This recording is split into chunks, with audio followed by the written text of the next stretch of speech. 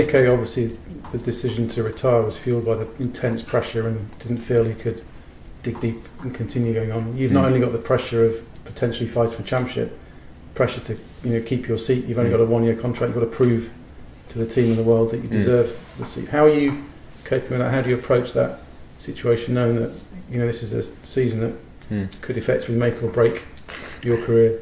Yes, I think it positively. I think it's a massive opportunity for me, and like I said in December, I just didn't see this coming. You never know in life what's gonna happen, and this is such a great thing to happen for me that I'm definitely gonna. I'm willing to make to take that opportunity and make everything out of that, and I just see it a great new page for me in my career, and I know in terms of driving skill and in terms of all the work that I do that I can do it, and that I definitely can prove to the team that I deserve the place. And I know how Formula One works. It's completely normal that the team wants to see how I perform, and that's why it would be difficult to immediately go to a longer contract, and that's actually more or less what I'm used to anyway. That it's been many times for me that still in the middle of the year you're kind of unsure what's going to happen. So it's nothing new for me. Now obviously it's in a different league, but that's fine. It doesn't change anything, and luckily the one thing only still that matters to me is to perform on the track. That is the main thing, and I just need to keep that in mind, not to think about too much other stuff. In terms of one of the things Toto said about one of the qualities you've got is you're a team player, that there are other drivers who could have come in and could have caused a huge disruption, but he thinks you can go into the mould that Nico had, that being a team player. But how do you balance the need of the team to have a good partnership between you and Lewis, and the need for you to beat him, because you don't want to be following you home happily in second place? And yes, it's difficult to say. I haven't been in that kind of situation, and as we hope, if the car is very good and you're fighting for the wins or even possibly for the championship, it's it's definitely tricky, be a team player, and at the same time always trying to put yourself in front. So it's kind of a new situation for me, but I think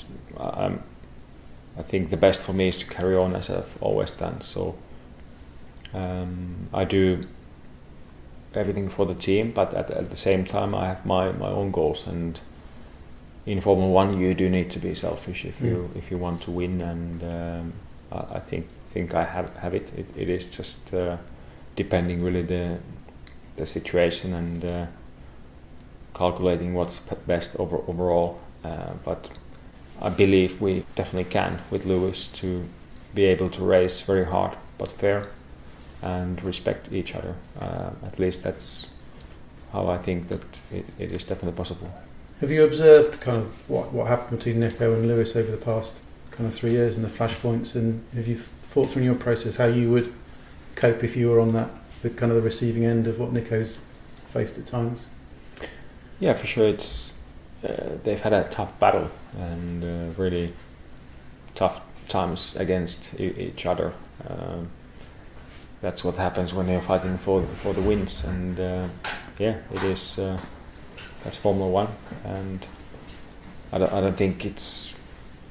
Well, for sure you can go through all of that and see, but I think as a team they've also learned a lot how to deal with those situations, and they've had so many different scenarios with the two drivers that I'm sure there's a massive help and guiding from the team as well, and I'm sure the rules will be quite strict of what can you do and what not. Obviously we all want to race each other, and I think that is possible, but in case there's any issues the team can always then control it.